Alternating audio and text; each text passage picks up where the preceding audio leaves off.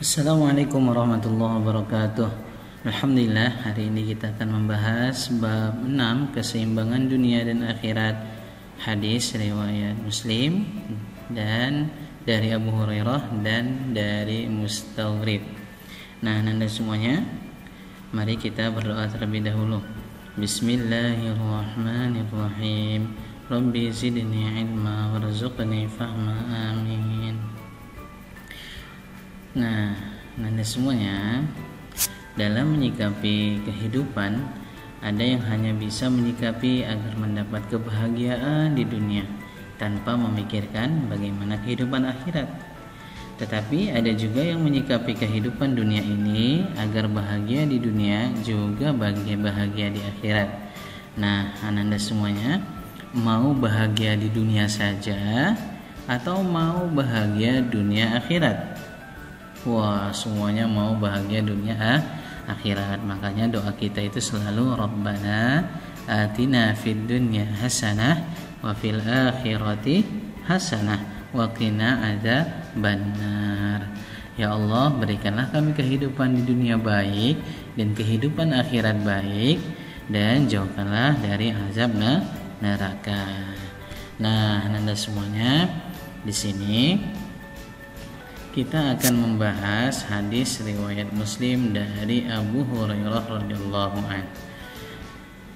An Abi Hurairah qala kana Rasulullah sallallahu alaihi wasallam Allahumma aslih li dini alladhi huwa ismatu amri wa aslih li dunyaya allati fiha ma'ashi wa aslih li akhirati allati fiha ma'adi waj'alil hayata ziyadatan li fi kulli khair waj'alil mauta rahatan li min kulli syarr.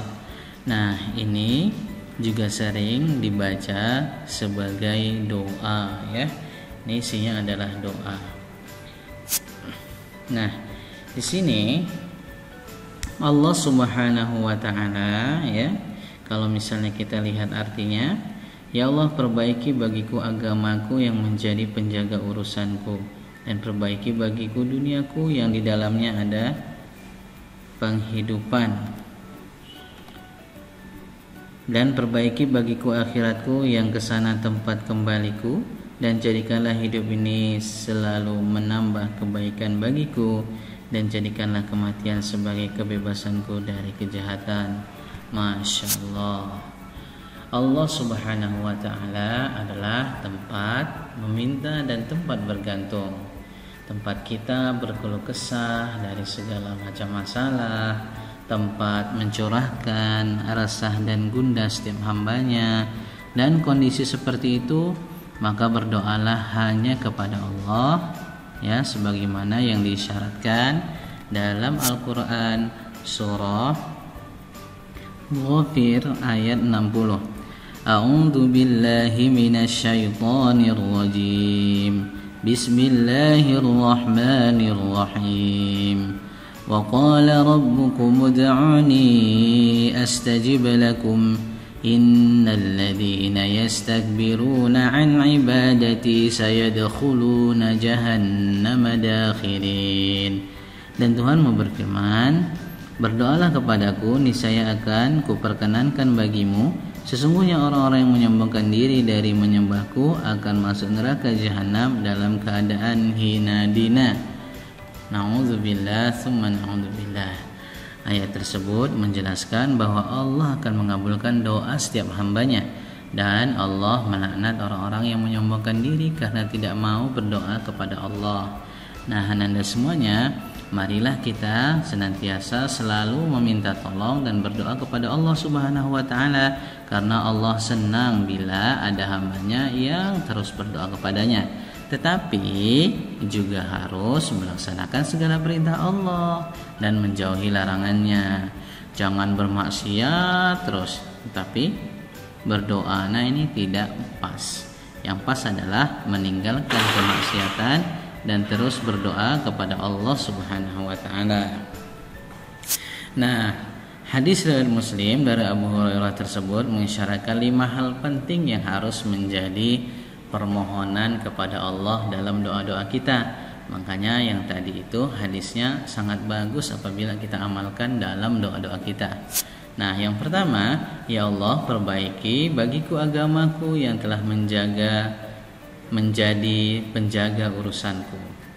Ini mengisyaratkan betapa pentingnya berpegang teguh pada agama Allah.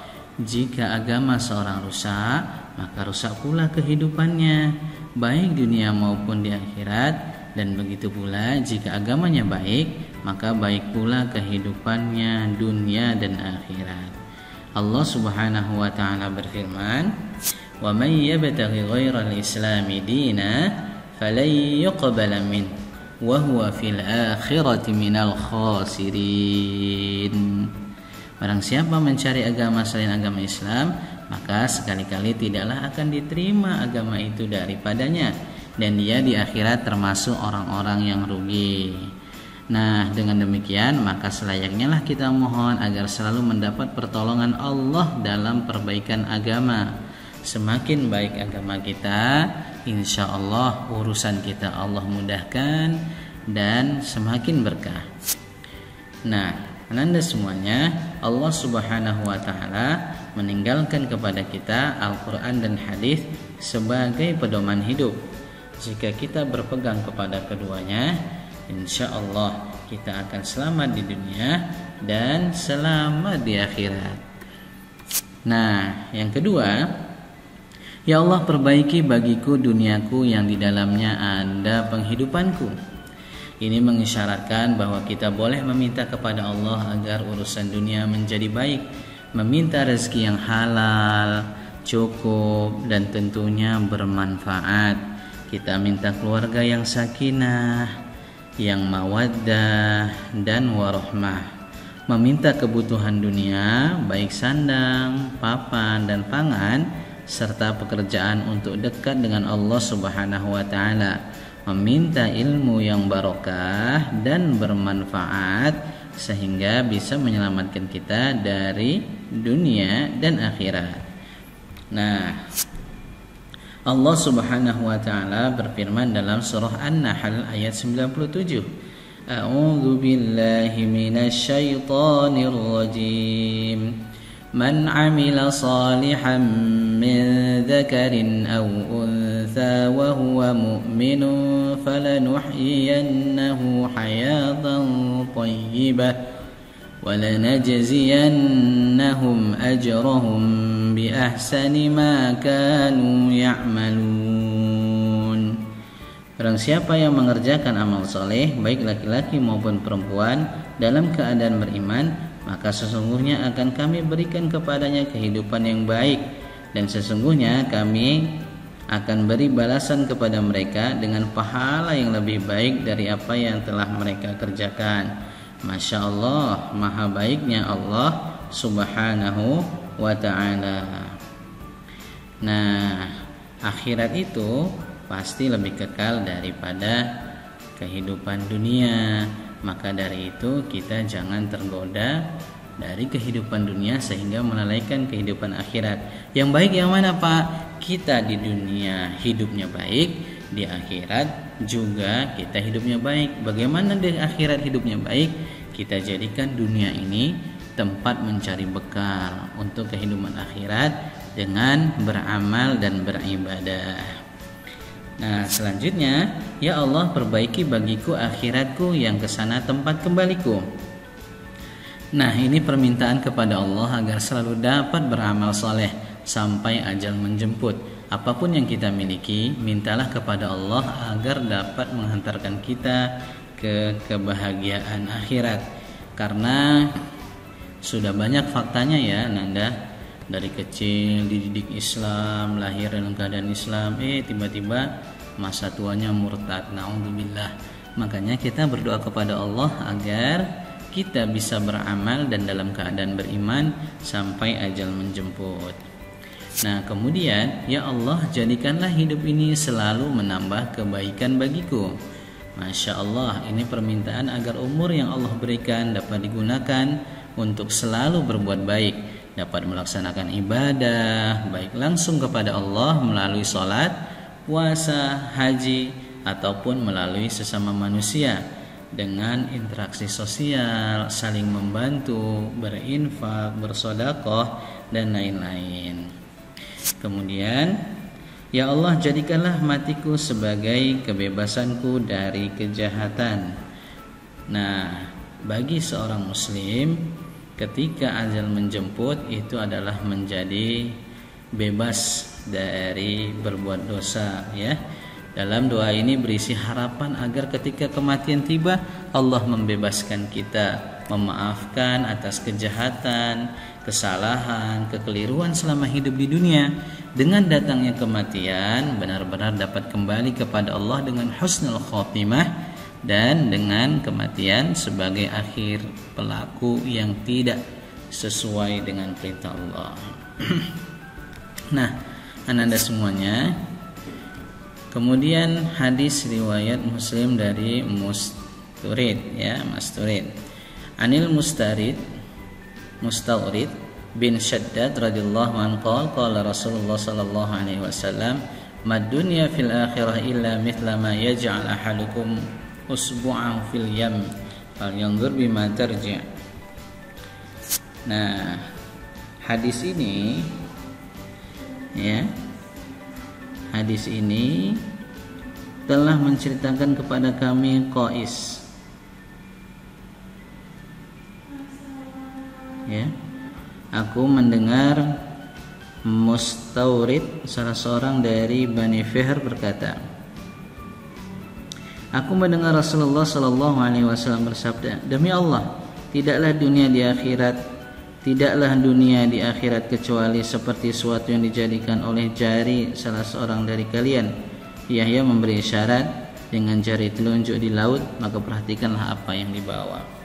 Hendaknya manusia berhati-hati dengan dunia, karena ini tempat menyenangkan dan menggiurkan. Jangan sampai, ya, karena terpesona dengan indahnya dunia, kelak di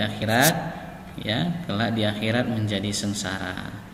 Makanya kita jadikan dunia ini tempat mencari bekal untuk kehidupan akhirat. Nah, Allah Subhanahu wa taala sudah mengingatkan kita dalam surah Ali Imran ayat 14. Zuyyina lin-nasi hubbus syahawati minan nisa wal banina wal qanatiril muqantarati minadh dhahabi wal fiddah wal khairil musawwamati wal an'ami wal harth dzalika mata'ul hayatid dunya wallahu 'indahu husnul ma'ab. Dijadikan indah pada pandangan manusia kecintaan kepada apa yang diingini, yaitu wanita, anak-anak, harta yang banyak dari jenis emas, perak, kuda pilihan, binatang-binatang ternak dan sawah ladang.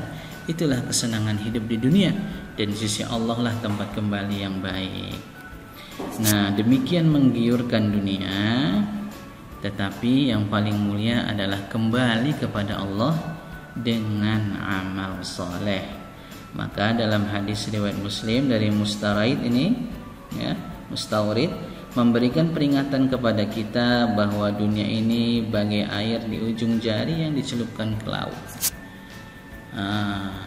Jari kita, telunjuk, celupkan ke laut, kemudian diangkat. Yang menetes dari ujung jari kita itulah dunia. Terus air laut yang begitu banyak, itulah akhirat. Jadi dunia ini hanya sedikit. Jangan sampai yang sedikit ini melalaikan kita dari kehidupan akhirat. Kita boleh senang hidup di dunia, tapi kesenangan itu tidak boleh dengan melanggar perintah Allah. Kita harus senang dalam melakukan kebaikan yang Allah perintahkan dan menjauhi larangannya, serta di akhirat pun jika kita melakukan itu, di akhirat pun kita menjadi hamba Allah yang senang. Fid dunya hasanah wa fil akhirati hasanah. Di dunia baik dan di akhirat juga baik. Nah, anda semuanya, alhamdulillahirabbil alamin, materi kita selesai. Semoga bermanfaat, ya. Kita akhiri dengan hamdalah dan doa kafaratul majlis. Alhamdulillahirabbil alamin, subhanakallahumma bihamdika asyhadu an la ilaha illa anta astaghfiruka wa atubu ilaik. Wassalamualaikum warahmatullahi wabarakatuh.